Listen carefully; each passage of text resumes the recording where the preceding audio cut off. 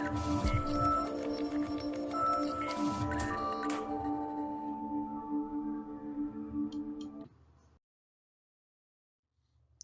Berenstain Bears Meet Santa Bear by Stan and Jan Berenstain. Read aloud by Big Papa Scott.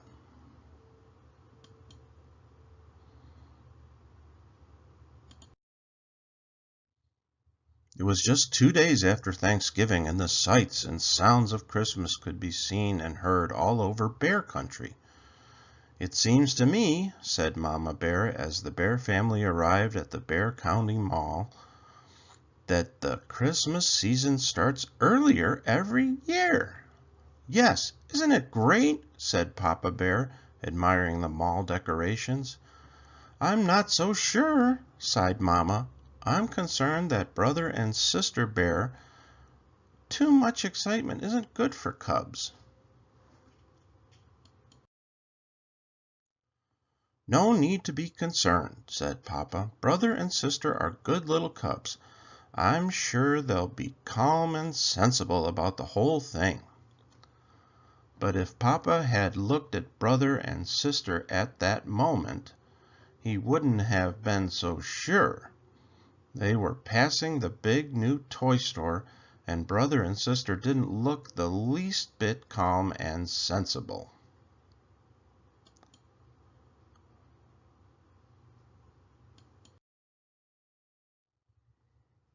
They had just come from watching Saturday morning television, and there had been lots of commercials for the new Christmas toys. Sister had wanted them all. A bear-hugging teddy that hugged you back when you squeezed it, a ride-on pink pony, a clown-faced mobile kit, a giggly goo, a strange substance that you could make into all sorts of funny shapes. There had been some things that had excited Brother, too, especially a remote control robot that could stand on its head, and a dinosaur molding kit.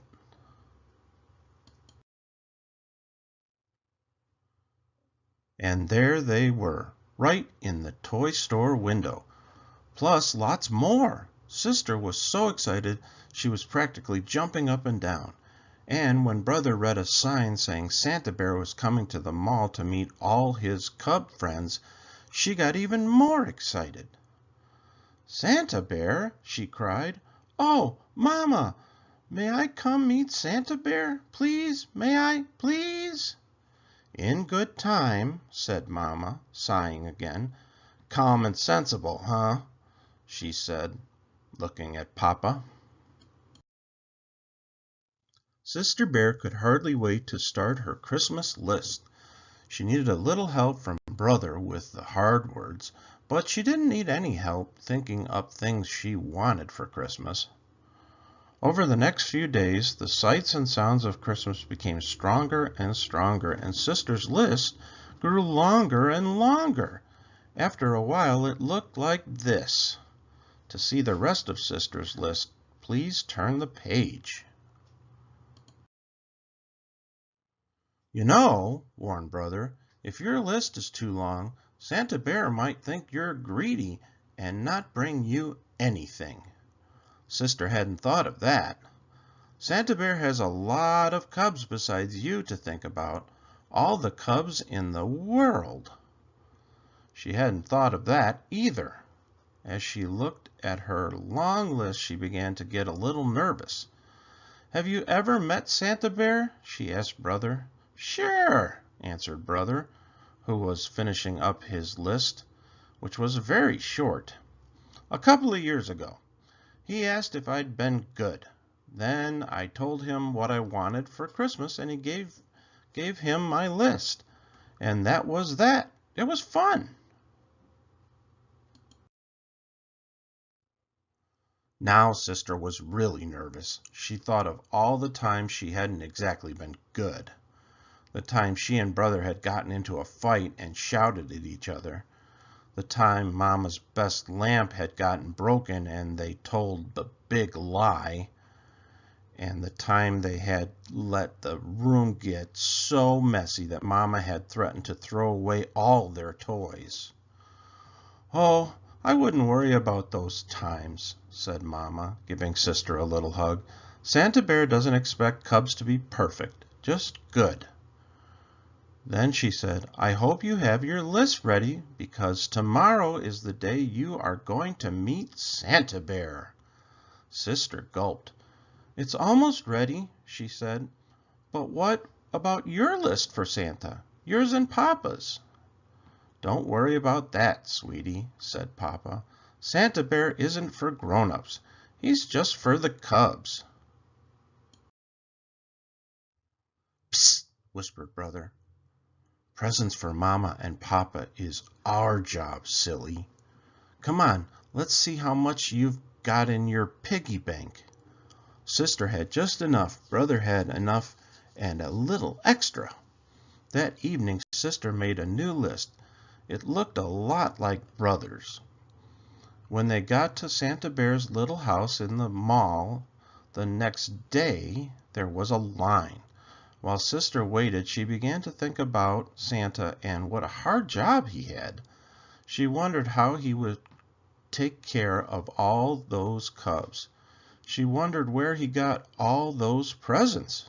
She wondered, then, before she could wonder about wonder, it was her turn and she was up on Santa Bear's big lap.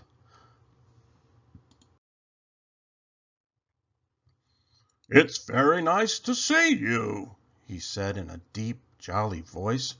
"Now, tell me, my dear, have you been good this year?" "Well," said Sister, taking a deep breath, "I haven't been perfect, but I have been good." Then she told him what she wanted for Christmas and gave him her list. Santa gave Sister and every other cub a souvenir coloring book. The cover showed him and his 8 tiny reindeer flying through the starry night. Sister's mind was so filled with thoughts about Santa that she almost forgot about the special shopping she had to do. But Brother remembered. They found just the right presents for Mama and Papa. Sister chose a fine new fur brush for Papa and a lovely new pincushion for Mama. Brother bought Mama a box of her favorite breakfast tea, for Papa a handy pocket calculator. "Look," said Sister as they were leaving the mall, "another Santa." She was right. There, ringing a bell, was a rather skinny Santa with a scraggly beard.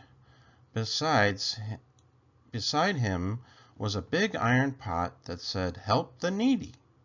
"That's one of Santa's many helpers," explained Papa. "His job is to collect money to help needy birds who need seeds, squirrels who didn't put enough aside for the winter." The Bear family all put money in the pot. Sister had spent all hers and had to borrow some from Mama. Finally, the days and weeks of preparation and waiting were over, and it was Christmas Eve. "You know something, Papa?" said Sister as she helped hang the last holly wreath. "I've been thinking about Santa Bear and what a hard job he has. How can he visit every cub in the world in just a single night? Where does he get all those gifts? And besides, how can reindeer fly? And how can the sleigh land if it doesn't snow? And how can Santa come down our skinny little chimney?" Papa took a deep breath, then looked up at the starry sky. "I guess the answer, my dear, is that Christmas is such a special time that very special, almost magical things can happen. And the most magical thing of all is Santa Bear. I'd say he has the best job in the whole world because the joy of giving is what Christmas is all about." "I suppose," said Sister, "that Santa could just skip the chimney and come in the front door." "I suppose," said Papa. Then, before she went in, she took one last look at the starry sky.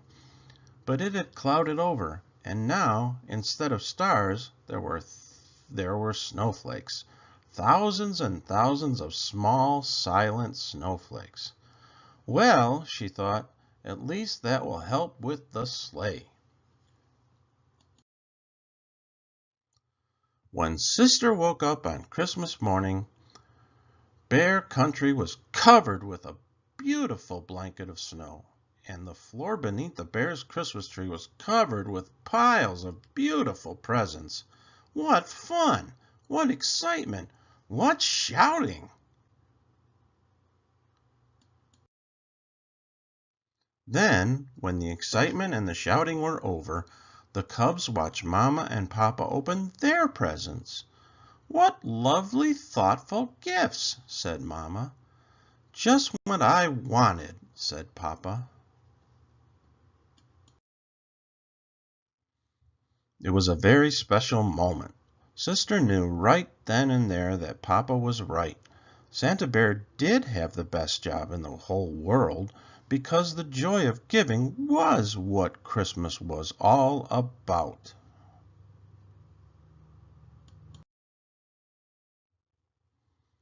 The end.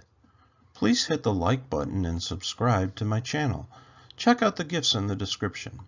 Please support my work at patreon.com/BigPapaScott. Thank you.